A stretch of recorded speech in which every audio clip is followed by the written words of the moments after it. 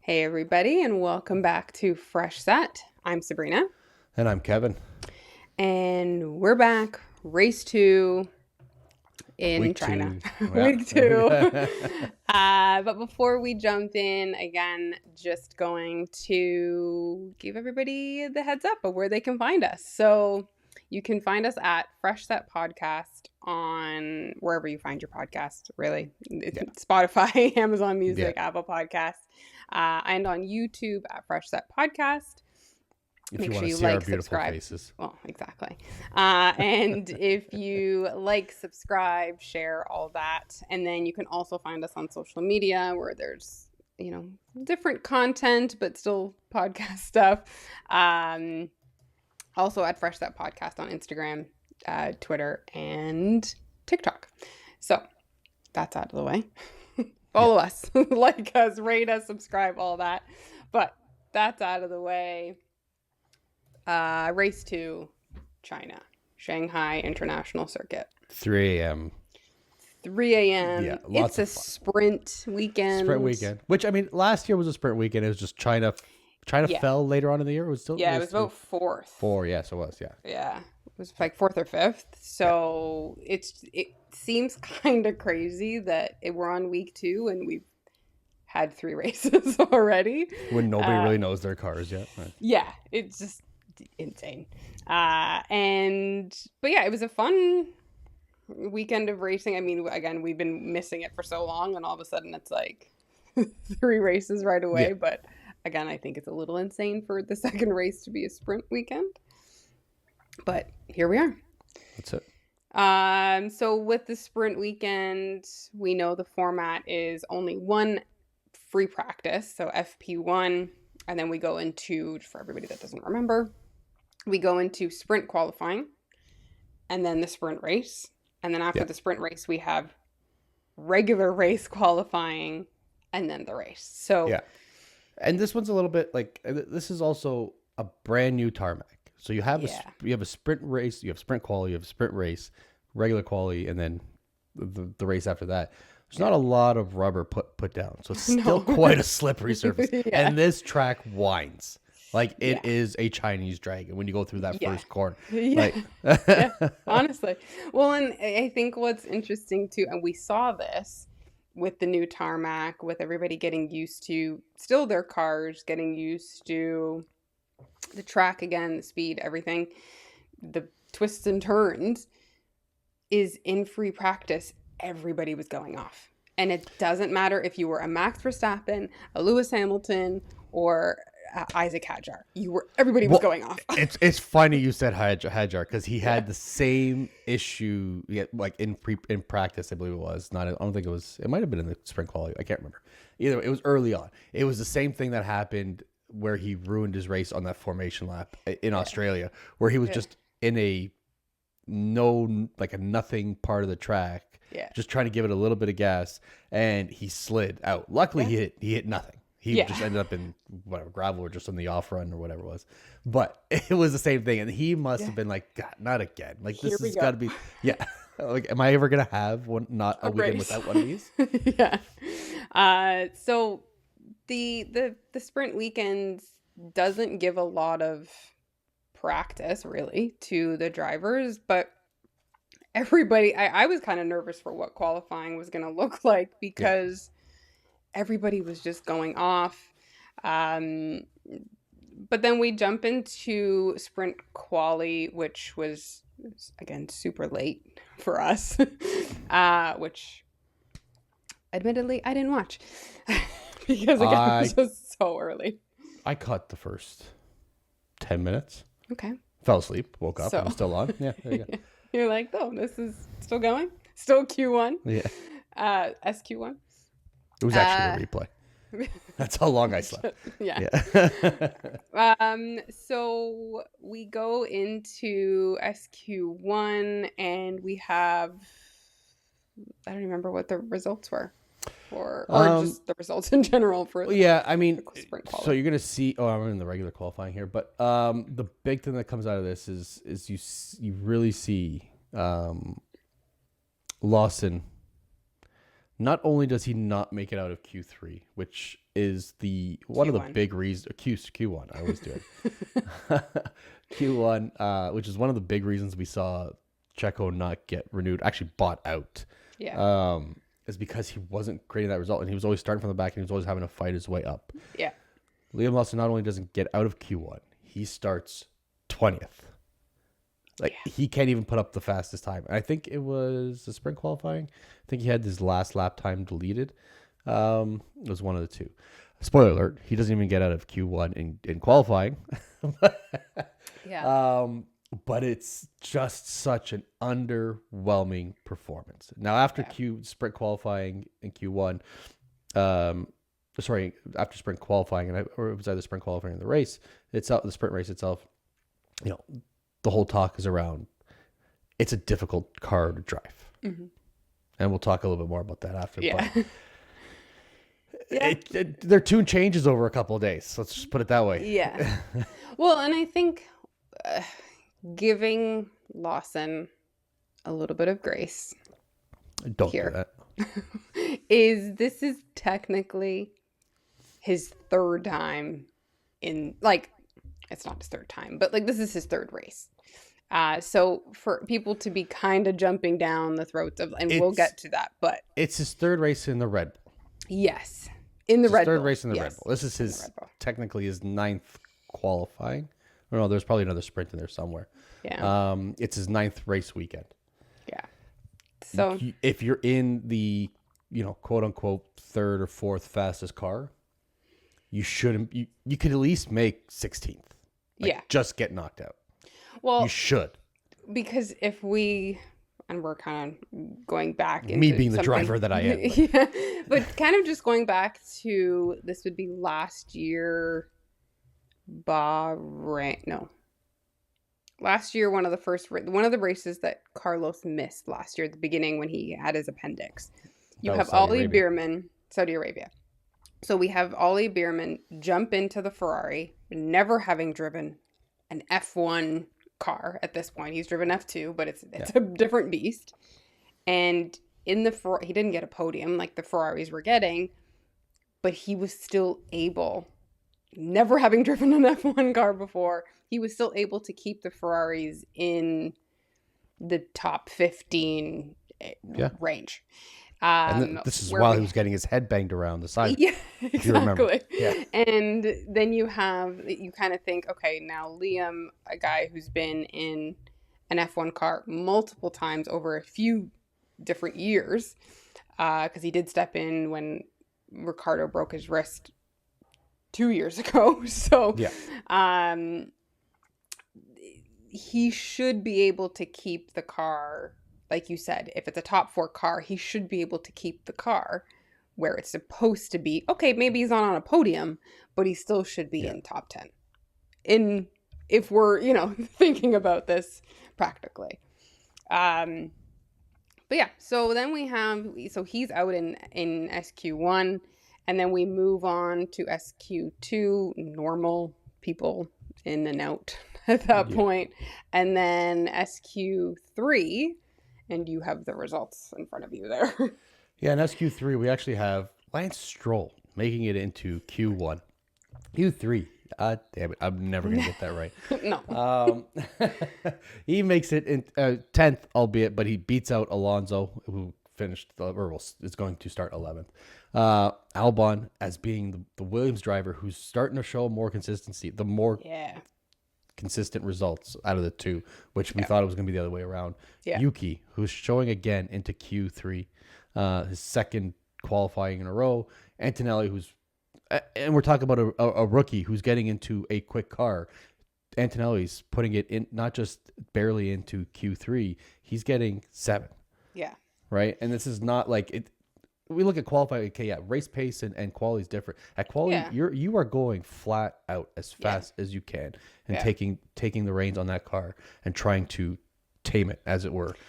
Yeah. Well, and I mean, even like, I kind of forgot about Antonelli, but like, that's a good example because last year you have Lewis and George and the Mercedes that were some race weekends, they were qualifying sixth and seventh, fifth, Yeah. sixth. So again, he's putting the car exactly where it was previously, where Yeah. Lawson Yeah. is putting As it a where rookie. Checo had it.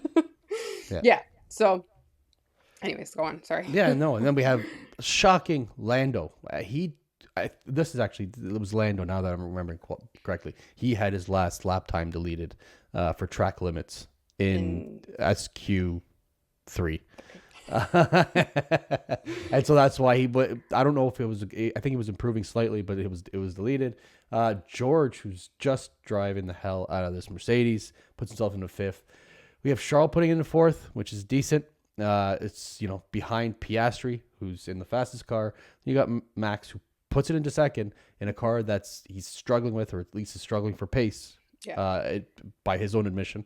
And Lewis coming in at number one, taking pole in his sprint quali. I think was it the first pole for Ferrari in a sprint quali? I think they said that. I think it was. Well, the spoiler alert, it was the first for that. Oh, sorry, it was first for Lewis too, I think. Yeah. And so I was excited. I thought, great, I'm gonna win my predictions this year. He's got it for this season. Yeah. He's just gonna take it. But that was the great. So like there were some shockers because everybody thought, and I even thought myself, there was going to be at least one McLaren in the top two, if not front row, in that pole position. Yeah, and Lewis's time for the quali was actually beat a record. I think it was Schumacher's record of being the fastest time at China on the Chinese. Oh, I did circuit. not see that. Yeah, so it was the fastest, and then fast forward to Saturday qualifying. Oscar then beats that. Yeah. Again, spoiler alert, Oscar got pole. But and just for reference for that, like Oscar, his pole lap is 3 seconds faster than Max Verstappen's pole lap last year. So this McLaren is on fire. It's fast. Yeah. So wake up, every Ferrari fan, super happy, super excited about this Lewis pole for the sprint only. And then we go into the race, and it's a sprint. I mean, it's fun. It's quick. There's 19 no laps. mandatory, 19 laps. There's no mandatory pit stop. So it's really just pedal to the floor or foot to the floor, just race. And we have Lewis in first and Max in second, and it's kind of like and these Piastri two behind really, them. These two really haven't been side by side at the front in a while, and regardless of whichever one's in one and two, but they haven't been side by side there in a while, and it was kind of like, okay, what's gonna happen here? Lewis gets off well, and he kind of just stays that way. Max doesn't have the greatest of starts. Piastri gets a great start, and he actually gets right ahead of Max. So I turn 2, I think it is. Yeah, pretty quickly. Yeah. And then it kind of settles in. It again, still really fast for them. But, yeah, for the most part. I mean, it's 19 laps. I think we had a yellow flag. We didn't have a safety car, but I believe we had like 1 or 2 for just people going off. Somebody went off. Yeah. So nothing really of any consequence. I mean, other than them losing a couple places here and there. Yeah. The one thing that stood out throughout the whole sprint race was just Lando couldn't put anything together. No. Like he couldn't pass anybody. He was getting passed at some points. He was locking up. He went off on his own. He took a weird line at one point. It's like he just wasn't in the race. Yeah. Yeah. No. And it was, you kind of saw Max and Piastri. I was like, who was that? Max and Oscar, kind of going back and forth, racing each other, defending. There's lots of stuff going on there, which allows Lewis to go ahead. Yeah. Lando's in his own little weird bubble with George Russell behind. So they're just kind of the only real thing, like you said, of consequence was those two just kind of going at it. Well, yeah, that yeah. and the absolute last lap, where Jack Doohan at lap 19, like 4 corners from the end, Yeah. decides to make, he's in 19th, I believe, and he's trying to make that pass. No, sorry, he was 18th. I think he was trying to make a pass on Sainz. Either way, he tries to make a pass on somebody. No, Sainz, actually, that's what it was. Sainz was in 20th for whatever reason. And Doohan was in 18th. Bortoleto was in 17th. Nico behind him. Jack goes for a pass for no reason whatsoever. And it was a stupid pass. He made a weird lunge. He was way late. He wasn't near the apex and completely takes out both stakes. Well, he hits one stake. The other one has to stop or he's crashing. And they're both just stuck there. And Sainz gets to go right around, finishes in 17th. But it was the most bonehead overtake I've ever seen in a sprint. Yeah. Corners away from the end. Yeah. Just didn't make for something sense. that made just bring it home. Yeah. Just bring it home. Just get the car back to the pit lane safely. Like, who are you trying to, like? Yeah. The race is done. You're not going to get overtake of the year there. Yeah. You know, exactly. And I mean, we're talking about what happened at the end of, or the back of the grid, but Lewis wins his first sprint. Yeah. And his first race in Ferrari. It also becomes Ferrari's first sprint win. And you would have thought Lewis won the Drivers' Championship. Yeah. He was fired up. Well, and I think there's like a misconception that I don't like Lewis. There's not at all. It's just very bizarre, the treatment that he gets. Even the announcers were like, "This is amazing for Lewis." And yeah, it's great to be your second race in the Ferrari getting a win, regardless if it's a sprint or the actual race. But well, you know my stance on Prince. But I'll say my part. Yeah, but it was just like this big to do, and like they were talking about his tire management and how great he was the tire whisperer this weekend. He didn't fight anybody. You didn't have to. He was by himself. Tire. What do you have to tire whisper when all, like, even today in the race, or last night, whatever it was, people were going 19 laps. Yeah. On these tires. Yeah. So people what? Were going 28 whispering? laps. What are you whispering? Good job. Yeah, like it just wasn't. Like I was like, did we not watch the same race that the commentators and the spectators were watching? Because it just seemed like a regular old, he got to the end, he didn't have to fight anybody. And I would say the same thing about the years of 2022 of Max winning every race. You don't have to be the tire whisperer when you're not fighting anybody. You're not defending where you're going to break down your tires. And well, that's what I mean. Like, if you're looking at it now, he wins by almost 7 seconds. 7 seconds, like 6.9-ish. We'll round it up. 6.9 seconds. He is 19 laps of a 56 lap traditional race. Yeah. The sprint is the only reason we have a sprint race is so that the F1 can sell more TV rights and make more money. Yeah. Because nobody's watching, for the most part, nobody's watching all 3 free practices. So you're going to add something with some competition, people are going to tune in. And it works. Great. I understand that. I get it. I try waking up at 3 o'clock in the morning, which I would never do. For FP2. Yeah, exactly. I get it. But you're at 19 laps. The only reason you're 7 seconds ahead is because you have a battle between second and third. But Oscar gets away, I don't know, it was laps 16, 17, 18. You give him the other 40 laps, he's catching you. Yeah, absolutely.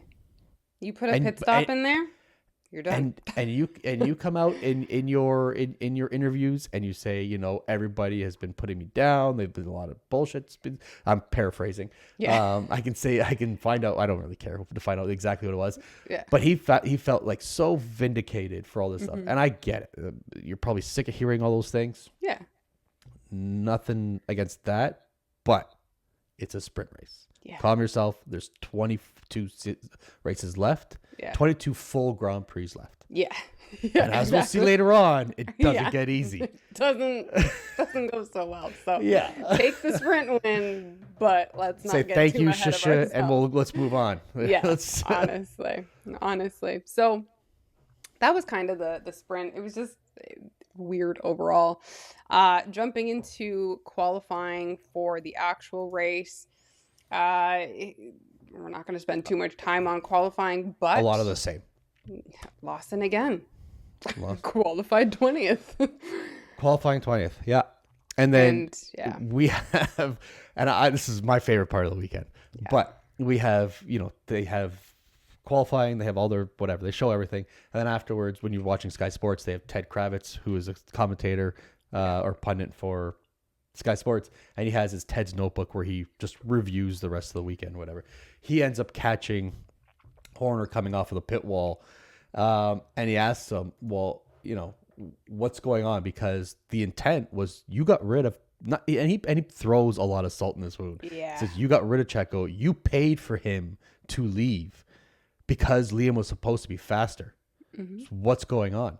Yeah. And he holds nothing back. And I have never seen Christian Horner look, and this is including Toto, never looked more like he wanted to punch somebody on camera and just lay him out. Yeah. I think if they panned down to his hands, like they were definitely clenched. Like, you know that Arthur meme with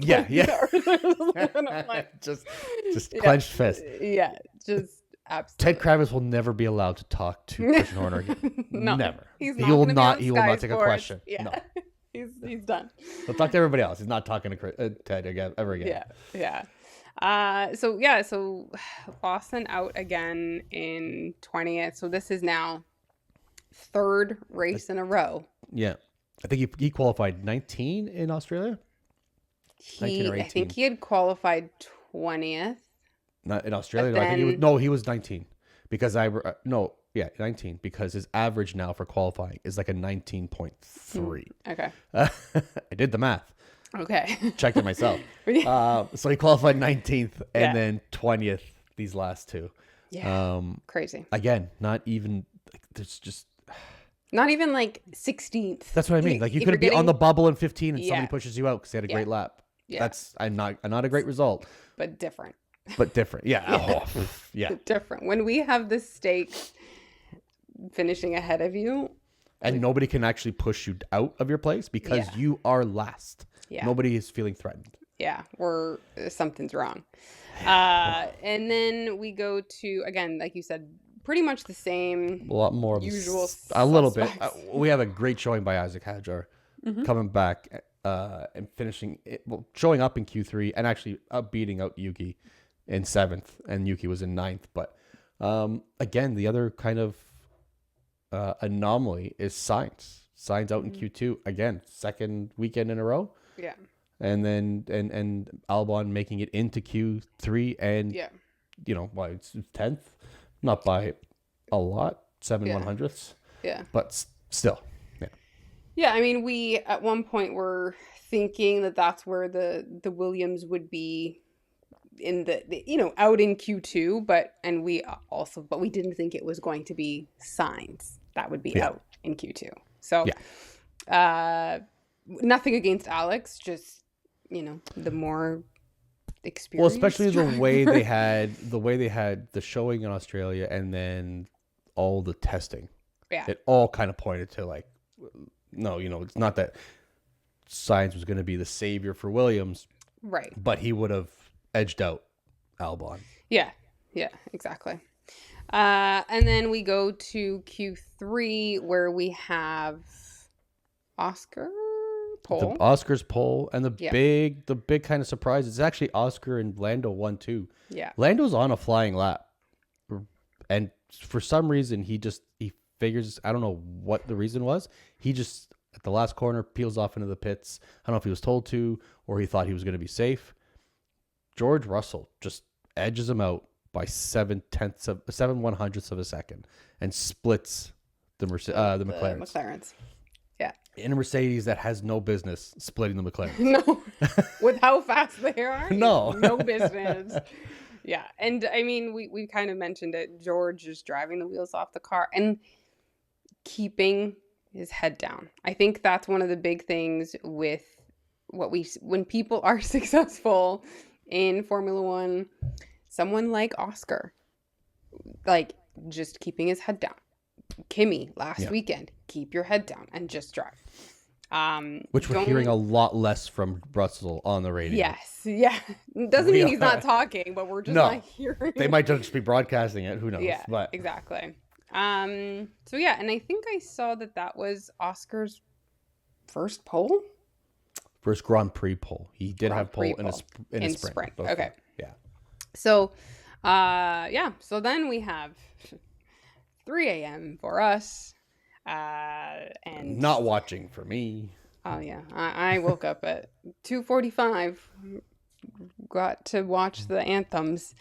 So yeah, I mean, going into the race, actually, Max. Where did Max qualify? Max qualified in fourth. Fourth, yeah.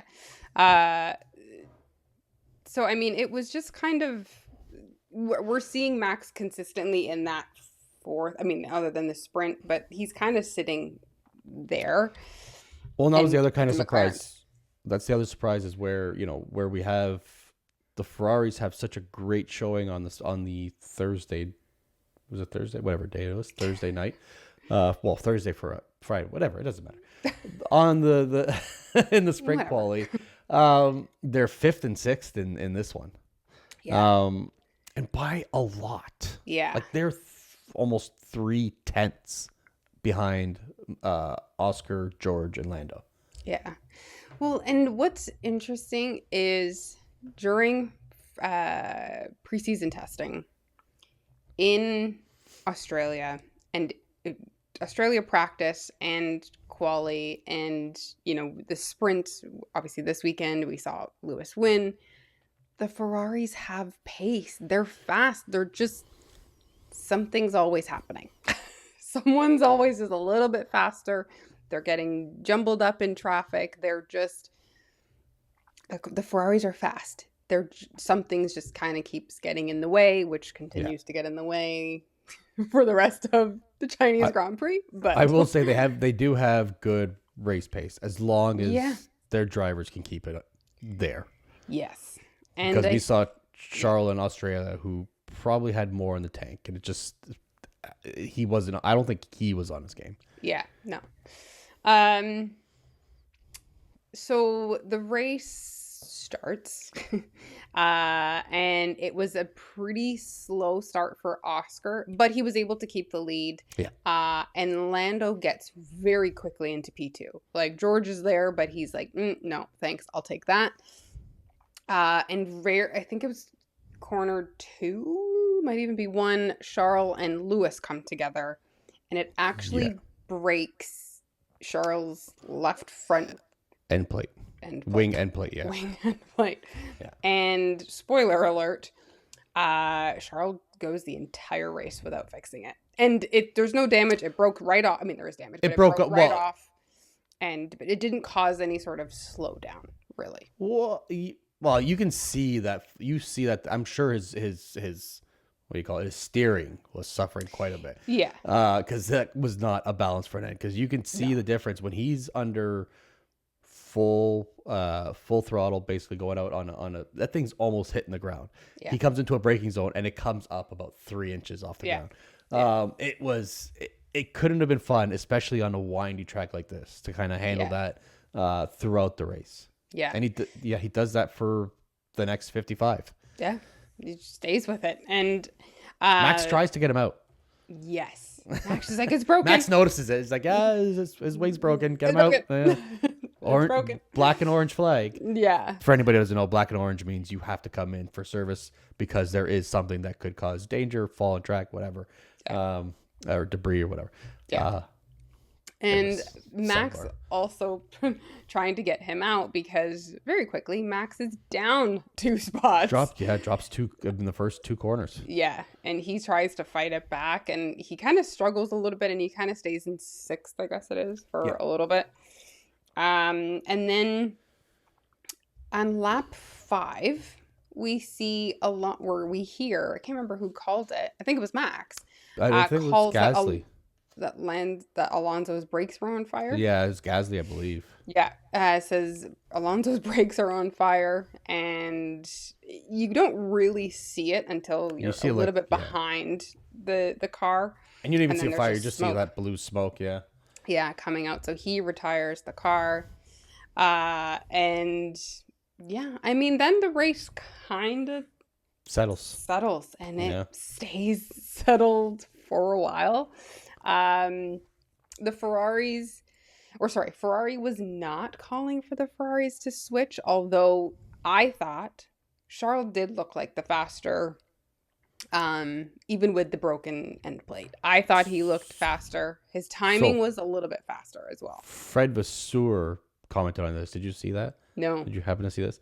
So they did put up the radios about a switch. Yeah. And he says, they play the radio of Lewis saying, "You want me to switch now? Like, I'll tell you when to switch," basically. And so every reporter's all over that, saying, do we have some controversy here, blah, blah, whatever. Fred was very annoyed. He says, "I'm going to have a conversation with Formula One management because you didn't hear the first part of that message." Yeah. They only chose to play the controversial part of that message. Of course. So what happens is before that message is Lewis actually suggests the switch. Apparently.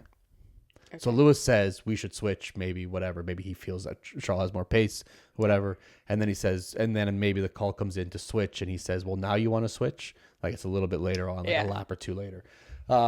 He was fired up. I think most of it was about, he was more fired up about that than he was about the end result. Which, I mean, I think that's twofold, because if you really did want to switch, Charles was within DRS. You could have just let him by. So you can say, he wanted him to switch as well, but when he came up behind you, you were defending. So if you're not fast, you can tell. Lewis has enough experience to know. I think the only thing is if he makes that suggestion and they say no, we don't think so yet. Like, what's he gonna do? Because he knows that they're not telling Charles to switch. Where's he? Yeah.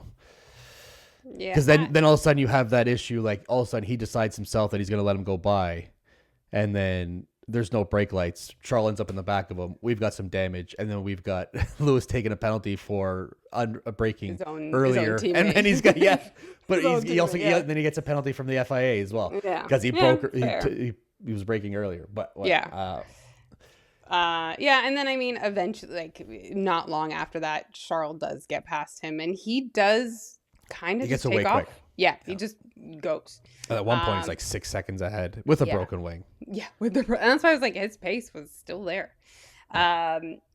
Lewis at one point begging for feedback with his race engineer.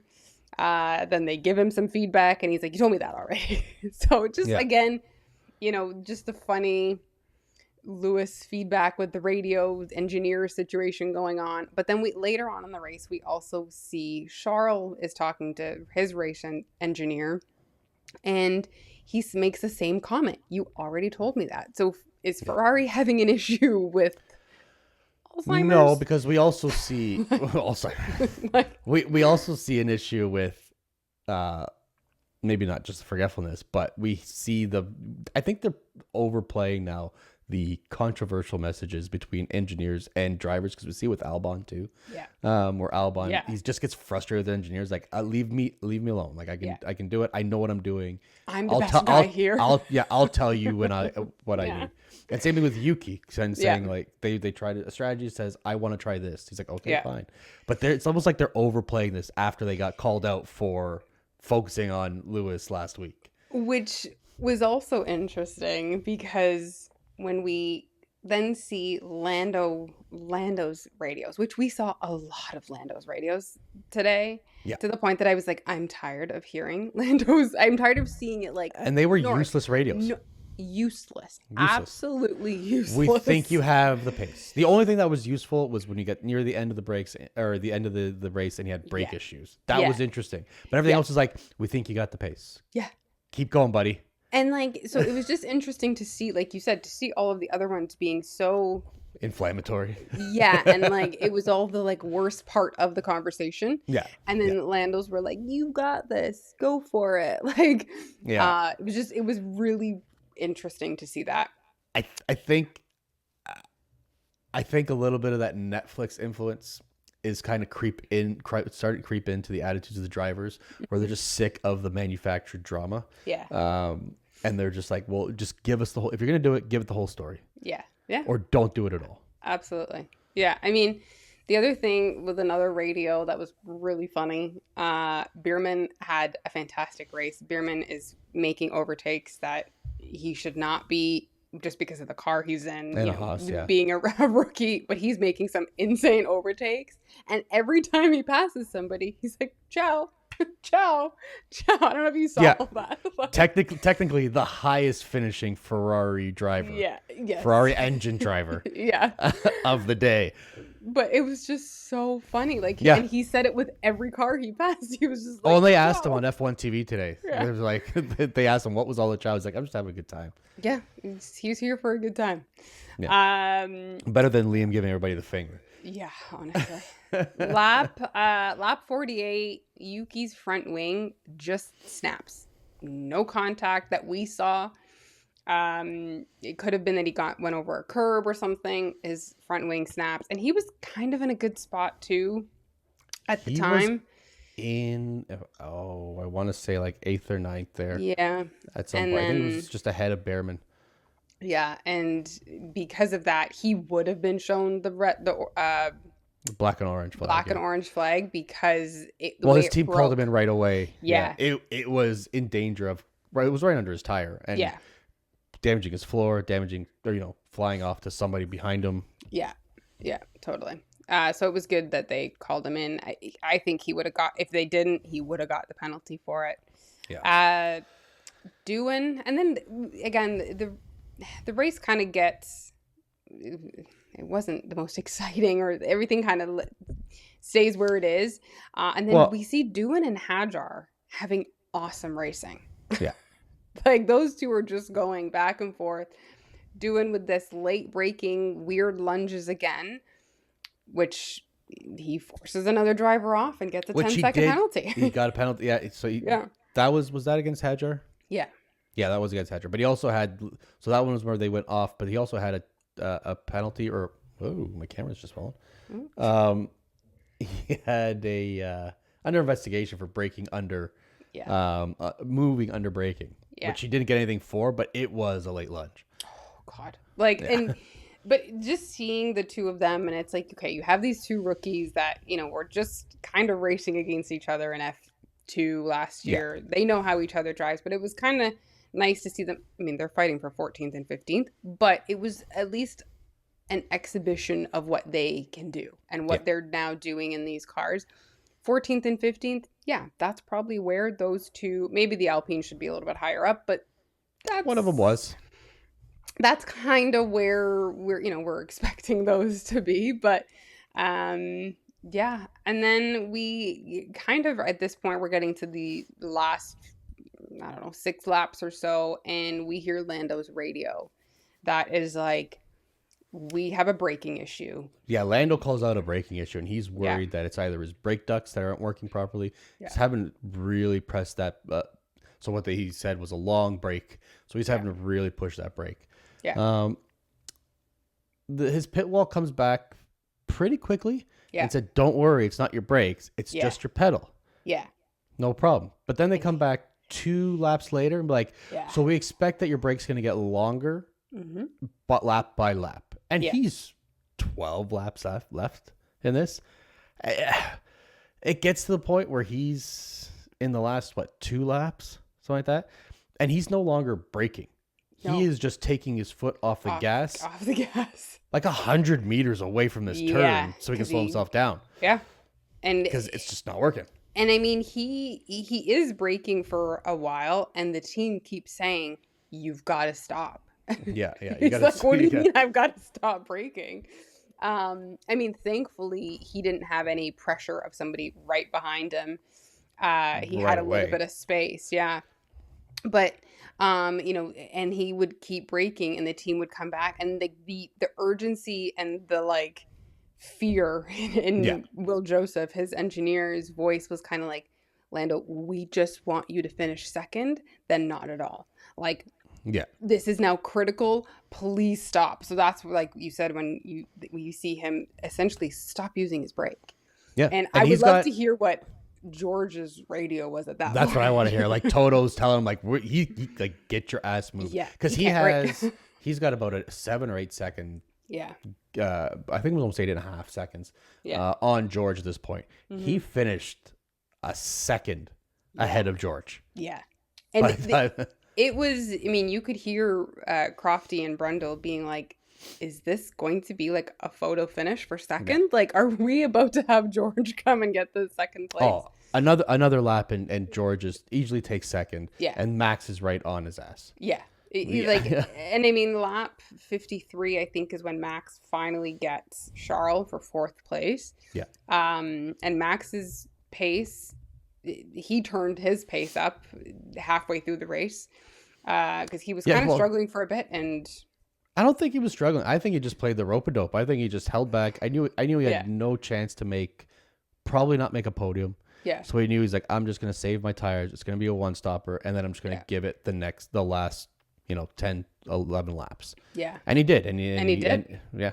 He did what he had to do. He was taking almost a second out of Charles lap per lap. Yeah. And it was just like, yeah. And I mean, again, Charles' end plate is still broken at this point. Yeah. So, I mean, he can't fend off too much when you have Max, who's picked up the pace, hunting you. Like, you fight it, but there's no point in actually really fighting it. Just lay down and take it. Yeah.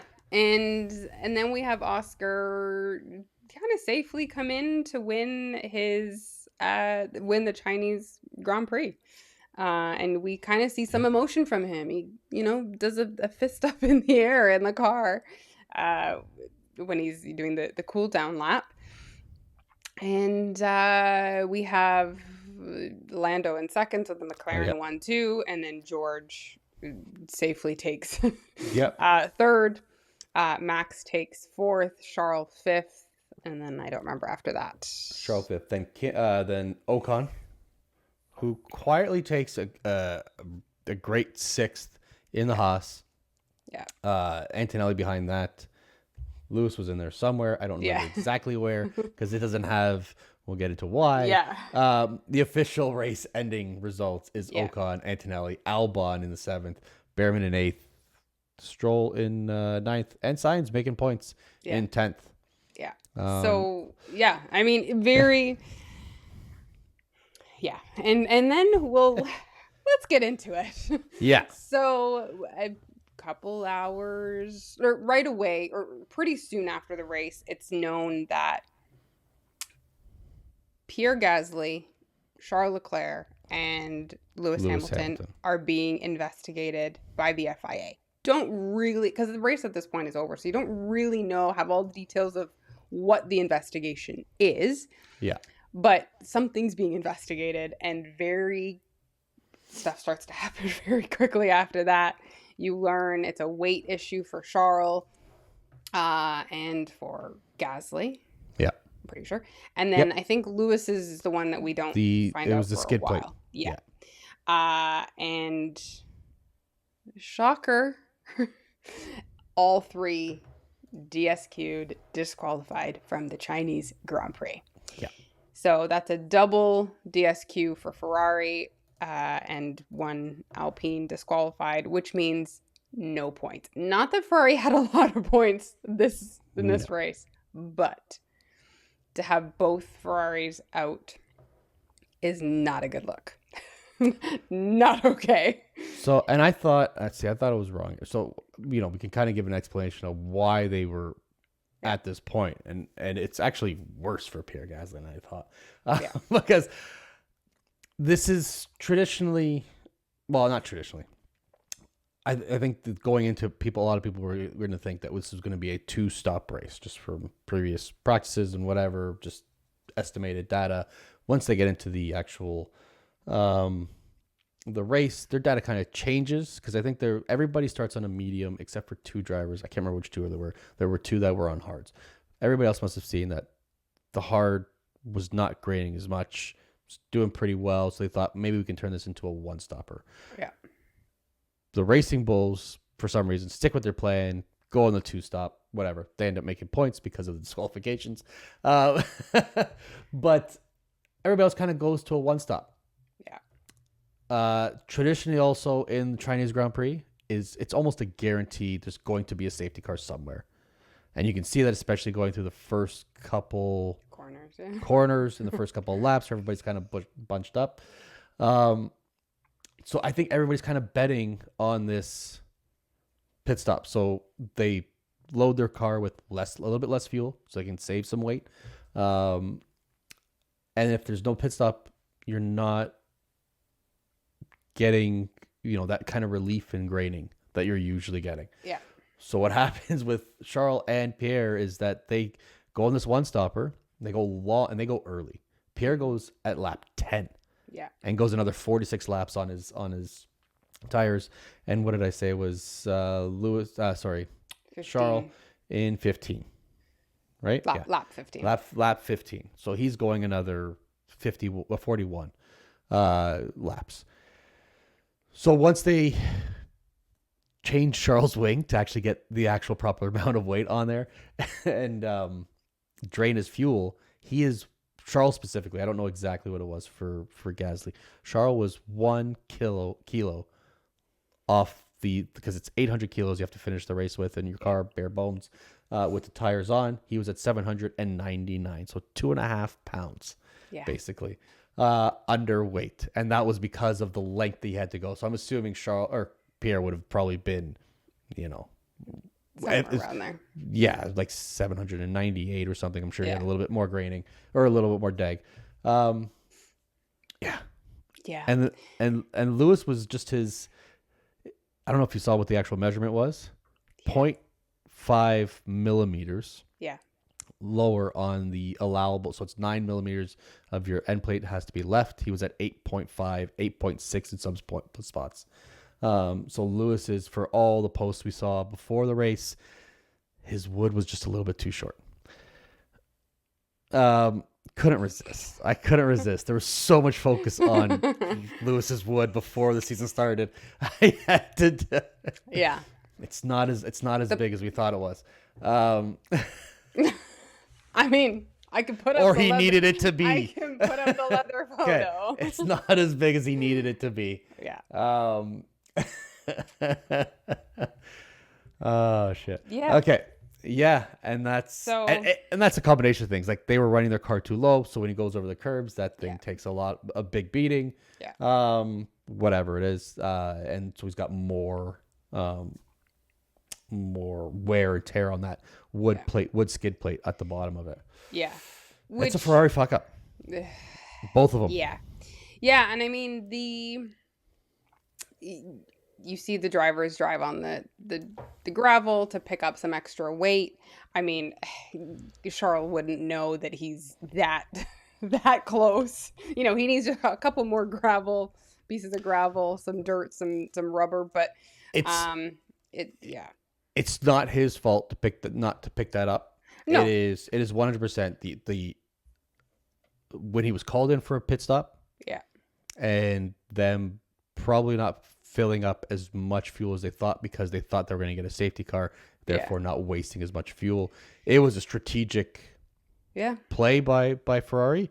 Yeah. Just one that didn't pan out for them. Yeah. And I mean, we saw this last year, ironically, with Charles and Lewis being disqualified, and they were on separate teams at that point. But it's just interesting that it was the two of them again happening. And then, of course, it being one. Now they're on the same team, so that means it's a double DNF or DSQ for them. So what was a decent weekend for Ferrari? Elation from elation on a Friday to absolute disaster on Saturday to disaster on Sunday. Yeah. And I mean, the thing that comes out of it though is we have a double Haas top 10 and a double Mm-hmm. Williams a top 10. If you would have said Yeah. this was going to If you had happen, money, right? you'd. This, Like in 2022, you know said that you would have both Williams and both Haas in the top 10. I don't care about a in podium. any race. In any the race. top 10. You people would be laughing at you. If you So asked good me for if it them. would happen this decade, I would have said absolutely not. That too. If you would also tell me that Lance Stroll is ahead of both Lewis and Charles in the drivers' championship currently, yes, it's Yep. only 3 races in. Doesn't if you matter. told me that, I would have not believed I'm you. pretty sure he didn't have a point by this No. point in the season last year. Yeah. Um, yeah. Which, Interesting. I mean, for as much shit as we give to Stroll and Ocon, Mm-hmm. this doing well. race, this season, we got to give them a little bit of credit. Yeah. They are doing what George is doing and just keeping their head down, running their race. I mean, there's still 22 races to fuck up for me to hate you, but We've got time. we got time. Yeah. But I will give it to them for these Yeah. first 3 races. Yeah, and they're doing what they need to do. They're making these, and if it doesn't matter if they're 1-2 points here, they're making points because They're making, yeah. we could even see it. It wasn't last year. It was 2022. That I think it was Lewis finished in 3rd in that season, and Lewis was barely on a podium in 2022. Yeah. So I mean, he didn't win anything. So sometimes when you're just quietly making points Just here and consistently there, in a top 10 somewhere, yeah. it adds up. So, and you have it's kind of how Lando lost the championship last year. It was just Max didn't win a lot of races, but he was staying just close enough behind Lando to make it impossible. Yeah. So that's what Stroll is doing. That's what Ocon's doing right now. So, but overall, Chinese Grand Prix, it was a decent race. It wasn't anything. I mean, riveting, but I think everything that was interesting came afterwards. Yeah. For the most part.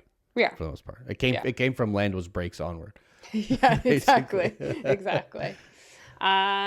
So a little bit of quick news. A little bit of quick news. Can this Rumor. be quick? It's not news. Can this be quick? So I have 2 things. One of them Okay. we can talk about another time, or we could, whatever. Either way, Liam Lawson actually, from starting in 20th, finishes in 12th in the standings. In this This is because 3 people were disqualified. Yes. So, and one of them was out. Yeah. So he technically, let's put that at 16th or 15th. He could he might have passed Alonso. We don't know. Yeah.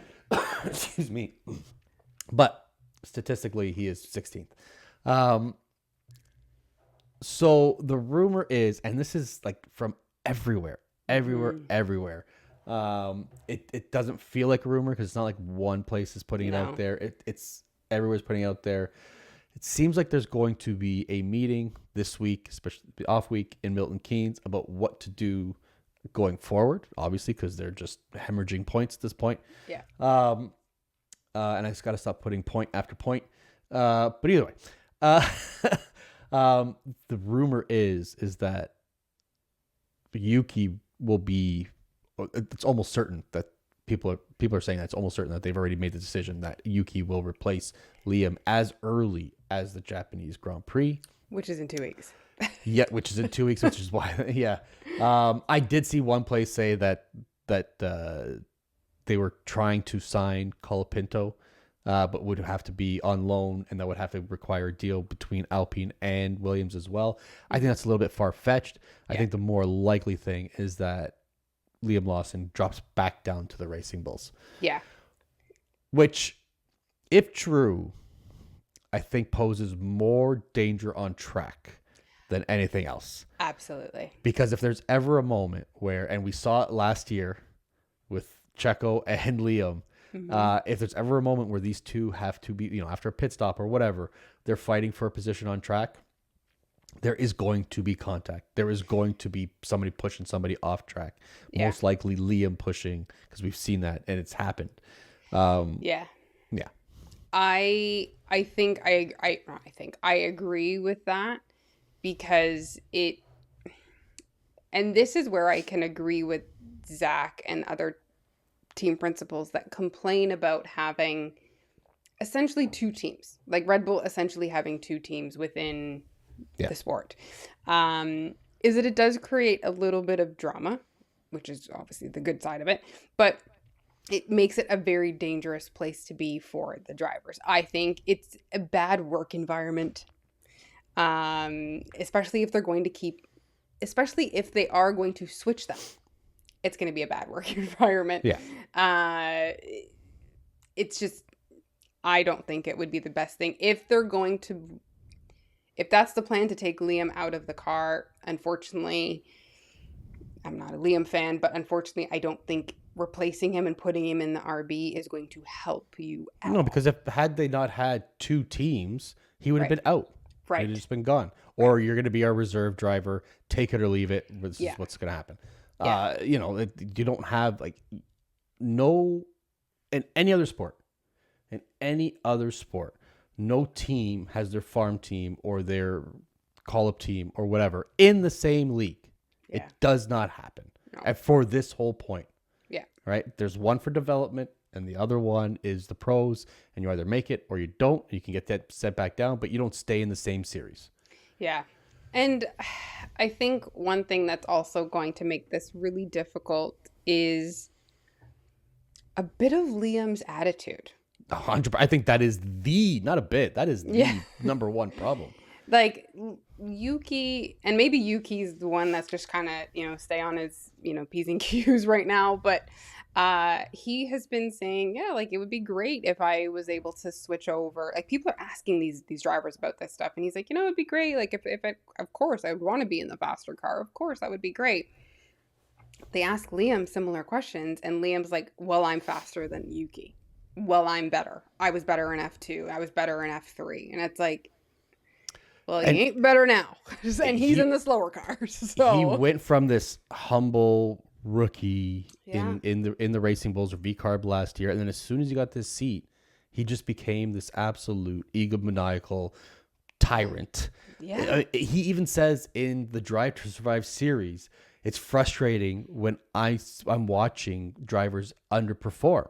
Well, you're the underperformer now. Yeah. What are you going to do about it? Now what? You've talked all this shit about everybody else. You've flipped off veterans who have had like legendary runs. Okay, sure, they're not going to be going down as a legend, but they've put their mark down in the sport. Yeah. And you're going to talk shit about it all the time. And then look at this. And now it's going to be an absolute disaster if it goes back into that other car.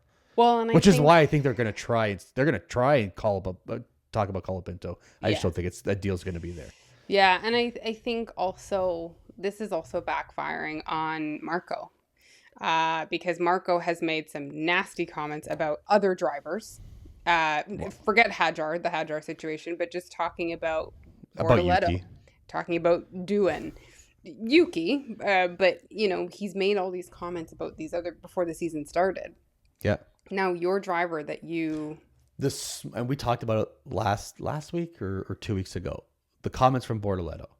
Mm-hmm. Now, and he said it perfectly. He basically a very polite fuck you to Marco, saying about he's put in a lot of great drivers there, but he's put up even more who haven't performed, and this happens. Yeah. And Bortoleto must just be smiling. Yeah. Because he's faster than that driver he's talking about. Yeah, and it's what's really showing and evident is just how unfortunately toxic the Red Bull community of course is. The Red Bull business the Red Bull Formula One business. Even today, Marco's been saying, Yuki's worked really hard. Now he's singing Yuki's praises today. Yeah. But where were you? It was 3 weeks ago. You said that he has work to do. Yeah.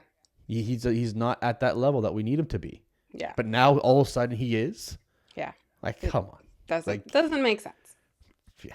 Doesn't make sense at all. Take the shoe out of your mouth and just fuck off. Like, go retire. Just retire. Stop talking. You're retired. Stop talking. You can be there as a, senior advisor. Stop talking. Leave your comments in the boardroom. Yeah, exactly. But Yeah. that was that. So we'll see. We'll see what happens. Hopefully we get an answer, just because I want to know. But hopefully we get an answer pretty soon. I'm assuming it's going to have to be before the next weekend, so they can ensure who's going to be in what car by Japan once they get there. Yeah. Well, Liam's already got the suit. Yuki, they go pick it off the child's rack from the F1 store. Kids, yeah. But yeah. The only other thing I had, and I know we were trying to keep this under an hour, but it's gonna be like an hour and 2 minutes. There is a lot of talk about the FIA and F1 moving back to V10 engines. Mm-hmm. The engine that everybody loves to hear, quick engines, back in 2028. Yeah. Which I don't know if you saw. There was theories about how they would make that work, because we know new regulations are next year. Yeah. Supposed to be new hybrid engines, things that people have been developing for like a year and a half. And all of a sudden they're going to change everything. Just kidding. Got to change it again. The idea is either they still go ahead with the rule change, or sorry, they take this.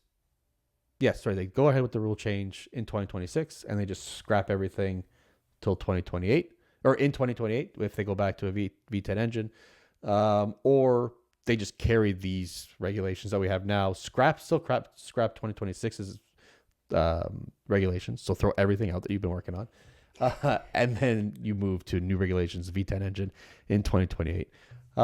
These teams must be losing their mind. Yeah. With the money and the investment that's been put in. It seems like the V10 engines are almost like guaranteed to come back. Yeah. It's just how are we going to work this out? Yeah, because the sustainability issue and having sustainable fuel is also something that they still want to do with the V10 engines. But fuel has gotten better. Right. So it's just a matter of if we're going to be able to go to the 0% for, fuel efficiency. They can't do it with a V10. For it to still sound the way we want it to sound, I don't think they can do it. But I mean, I'm no engineer, so I think they're gonna go to it. What it would mean is now you're gonna go back to smaller cars, mm-hmm. lighter weight cars. What this will do for Monaco, like that's everything they've been trying to do. They've changed regulations for it. They've done whatever. You want to make races better, take away the weight, or at least reduce the weight, and take away the absolute bulkiness of that size. If you can only have 3 cars wide on a straight, and you can now have maybe 4, or you got room where they can make, it's just going to make that race. Well, you've seen it. You've seen it already in the V10 era. They can do it. Yeah, they can do it. So I'm excited about it. I hope they do it. And I'm here, as much as I hate the drama, I'm here for the drama to see what the teams have to say about just absolutely ripping them apart. Yeah. For the investment they've made, that's going to absolutely go to waste. Yeah, I don't know if the teams get to vote on stuff like that, or if it's just like, this is what we're doing, this is what's happening. I'm not sure. I guess, is it between the F1 management and the FIA, or is there? I don't know. Because I believe the teams have a vote on certain things. Yeah, because the only person of seniority that I've seen talk about it is Ben, who's FIA president. I haven't seen, or maybe you have, I haven't seen Stefano. Stefano has spoken about it, and I can't remember exactly what the quotes were. Yeah, but I haven't seen his, but he likes the idea of going to a V10 engine. Yeah. I've heard there's a few other teams. I think Red Bull's okay with it. I believe McLaren is also okay with it. The ones that I saw that was one of the ones that are most against it is Mercedes. That is said that the Mercedes power unit is said to be one of the best. Well, it looks like projects to be one of the best ones for 2026. Yeah. So they seem to be a little upset about it. Also, companies like Honda, where they are supplying the power units. So that means essentially that they might still have Honda engines, but they've put a lot of money into creating and developing and research and development for these power units. So it would feel more like a waste of time and investment for them. Yeah. Yeah. I mean, we'll see what happens. We'll see. I feel like it's going to get to that. Yeah. But when and how, who knows? We'll see. I don't know. I mean, it would be nice for the sound, but is it all worth it in the long run? If it contributes to a lighter, smaller car that's going to bring you better races, right? I'm all for it. Yeah. I think a lot of people would be. Yeah. All right. So, fresh set, dirty air. Oh, you're putting it on me today first. Yes. Oh, my fresh set. I see. I would give it to Lewis for that, but then he failed, and so my prediction doesn't look like it's going to come true. I'm all over the place. I'm a very emotional person. You can separate the two. No, I can't. I really can't. I've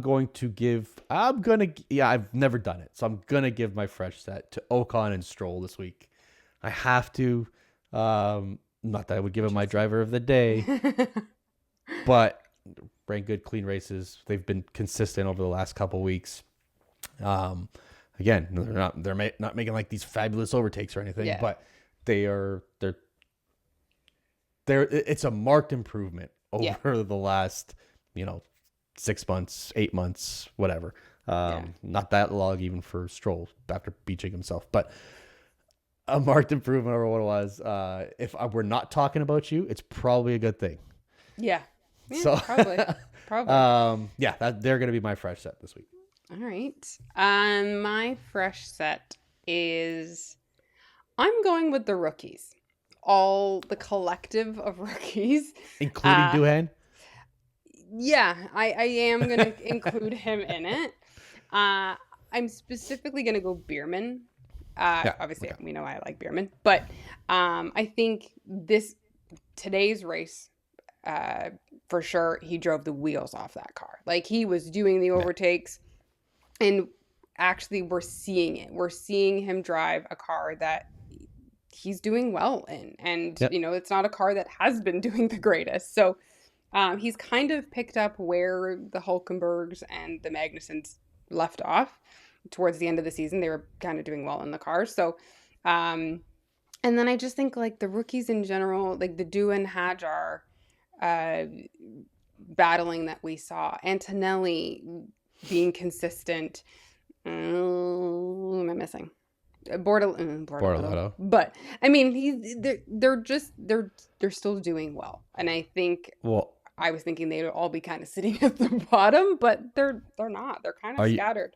Are you including Liam in this? Because he is technically a rookie. I know he's technically a rookie. He is technically. I don't consider him a rookie. But just checking. I knew. I just had to call you out on it just for fun. So that I think we're getting. I know Hadjar didn't start last week, and we had a few rookies out last week, but this weekend was a good showing, I thought, for those 5 rookies. Yeah, that's a good one. Yeah. I agree. So, dirty air. This is an easy one for me. It is. Lewis. No. I'm just gonna leave Lewis alone because I've seen how angry he can get when somebody puts him down, and I don't want to be the target of that because I know he listens. Obviously. I'm gonna go with the Red Bull organization as a whole. Fair. What a fall from grace. Yeah. You have one of the greatest as a constructor season in F1 history. Your driver has one of the greatest driver seasons ever. You go on your 4th title in a row. Well, not constructors, but drivers. And then you come to, you went through hell at the beginning of last year with the controversy, with whatever scandal there was, followed up by internal turmoil. You seem to get past that, and now you just create your own bullshit. And it just seems like there's no cohesiveness in the team. There's no idea how to get through it. It looks like you ever seen a lizard where they get their tail cut off and that thing just flops around and just does whatever. Yes. I know you hate lizards. Sorry, bad analogy for you. But it's kind of like that, where it's just this absolutely random, uncoordinated disaster. Yeah. It's mind blowing to watch, and I think even if I was Zach Brown, who's been the most vocal about, this or the Red Bull organization. Well, that's just a masterclass in mind games. But well, yeah, but I just think he doesn't even need to say anything this year. Just let them implode themselves because they're doing it. They're making them. But he should. Of all people who fucked up decisions so much last year. Yeah. I mean, don't throw stones when you're in glass houses. You know what I mean? Yeah. Yeah. But either way, I get it. I get it. You're right. I do understand that. But he doesn't even need to. They're doing it themselves. Yeah. Yeah. My dirty air, I'm gonna go with. I don't know. I think I might go with the disqualifications and just kind of all of them. Like even Gasly as well. Like I think it's just bad calls from the teams. Okay, I was wondering where you're going. Like, you don't agree? Like, that's pretty. No, I just think like bad. I mean, just it sucks. Like the how close they are in all the scenarios. Again, we don't know exactly on Gasly's, but it's probably about the same close to. And it's also like it is a bad call, but to be so close, like so close to, it's not like it was a right idea, totally right idea, and it got you to the end. But at what cost at this point? Well, yeah, and like it's a game of margins. I mean, had there been a safety car, Lewis would have been fine. Yeah. And maybe, Charles would have been fine. Maybe Lewis too. Yeah. Depending how long that safety car is, and there's a little bit less degradation on his floor plate or skid plate, whatever. But yeah. And this is where it comes in that it is a big part of Formula One and a big part of the races is luck. And they were unlucky in the strategy decision. Does your strategy hit or not? Yeah. That they had this weekend, and it just didn't work because I'm sure this is something that they've done 100 times before, and it's worked every single time. Oh, we saw it going into a few races last year where it's like, this is 100% safety car. This is what we're basing our strategy on. And all of a sudden, nobody has any clue what to do because their strategy just got completely trashed. Yeah, and I mean, just kind of going back to when George was disqualified last year, it just luck, and he was disqualified for weight, and it was because it's a track where they don't do a cool down. If he had done if it was a track with a cool down, because it was right before the pits, the way he came in, So it's just, it really does. Your strategy can be perfect, but there's still other factors that can totally mess up your entire strategy, and it can be luck. Still can be perfect if you get Netflix to edit it. True. Because as far as Netflix is concerned, George won the race and nothing. Just cut it off before he just gets the news, and his eye, he's like a deer in the headlights. Yeah, exactly. But that's it. That's it for the Chinese Grand Prix. We are back next week, but it's not a race week, and then after that, it'll be Japan. Yeah. And so we will see you guys next time. We'll see you next week. Yes. We'll see you next time. We'll have something for you next week. Yeah. Yep. Grab a fresh set. Bye.